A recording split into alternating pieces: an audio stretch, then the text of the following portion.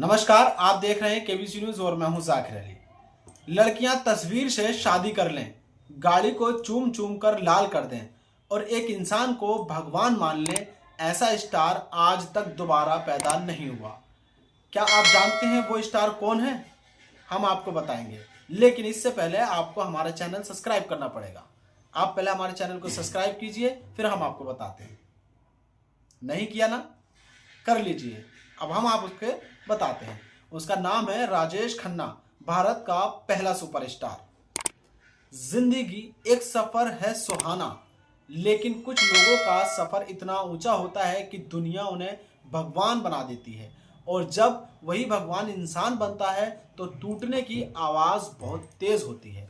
आज कहानी है स्टारडम, घमंड, प्यार, धोखा, राजनीति और अंत में अकेलेपन की कहानी। काका यानी राजेश खन्ना की कहानी। कौन है ये पहला सुपरस्टार, इसके बारे में हम आपको डिटेल में बताएंगे। 1960 के दशक के आखिर में राजेश खन्ना का नाम नहीं था, एक तूफान था। लगातार 17 फिल्में हिट देने के बाद अखबारों में नया शब्द लिखा गया, उसका नाम था सुपरस्टार। लड़कियां उनकी फोटो से शादी करती थी, मंगलसूत्र पहनती थी उनके नाम का, उनके पैरों की धूल को मांग में भरती थी।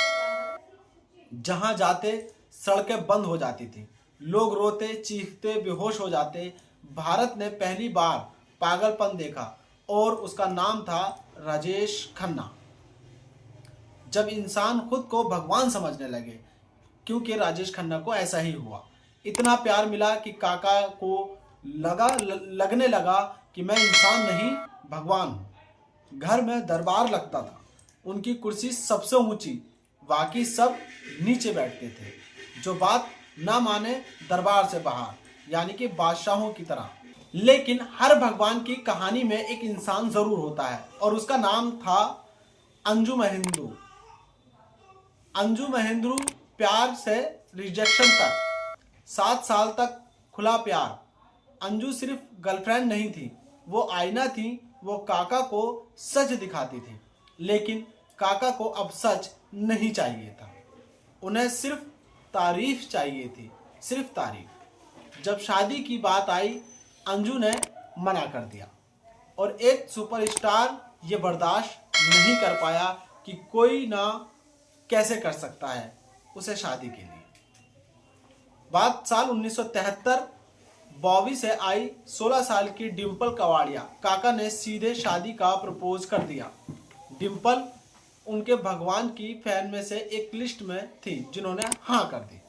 शादी सिर्फ प्यार के लिए नहीं थी, ये आरजू को जलने की थी। बारात जानबूझकर अंजू के घर के सामने से निकाली गई। 16 साल की लड़की, 31 साल का सुपरस्टार, और कुछ ही साल में 2 बच्चों की मां। इसके बाद प्यार खत्म और शुरू हुआ टॉर्चर।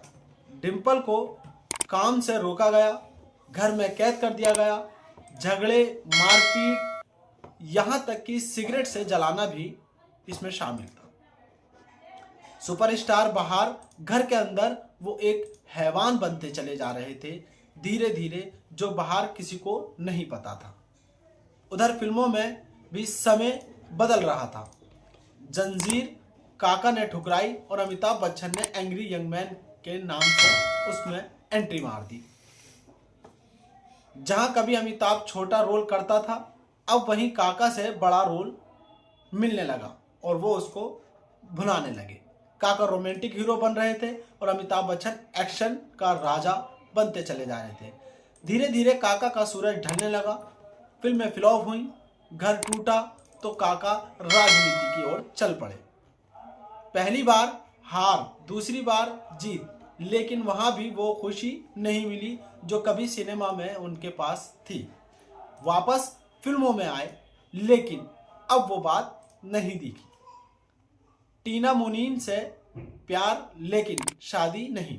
डिम्पल को तलाक नहीं दिया, टीना को सिर्फ ऑप्शन में बनाकर रखा। टीना चली गई और अंबानी परिवार की बहू बन गई। अब काका के पास ना प्यार था, ना स्टारडम, ना ताकत, सिर्फ यादें थी। उनके पास अब यादों के सिवा कुछ और बाकी नहीं बचा। फिर एक स्टेज आई जहां डॉक्टरों ने कहा इलाज लंबा और दर्दनाक होगा। काका ने मना कर दिया, कहा बाबू मोशाय, जिंदगी बड़ी होनी चाहिए, लंबी नहीं। अंत में एक आखिरी एड, कमजोर शरीर, हाथ में नीडल, लेकिन आंखों में वही चमक। 18 जुलाई 2012, कहा टाइट खत्म हो गया। भारत का पहला सुपरस्टार दुनिया को अलविदा कहकर चला गया। राजेश खन्ना की कहानी हमें सिखाती है, स्टारडम इंसान को आसमान पर चढ़ा देता है, लेकिन जमीन भूल जाए तो गिरने में देर नहीं लगती है। और मुंह के बल जब आदमी गिरता है तो यही होता है। आज मैं जहां हूं, कल कोई और था, ये भी एक दौर था, वो भी एक दौर था।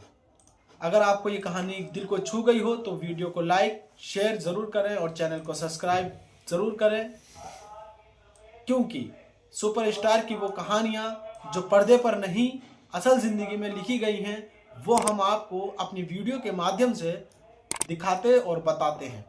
आपको हमारी ये कहानी कैसी लगी, आप हमें अपनी कीमती राय कमेंट्स बॉक्स के जरिए जरूर दें और देखते रहें केबीसी न्यूज़। जय हिंद।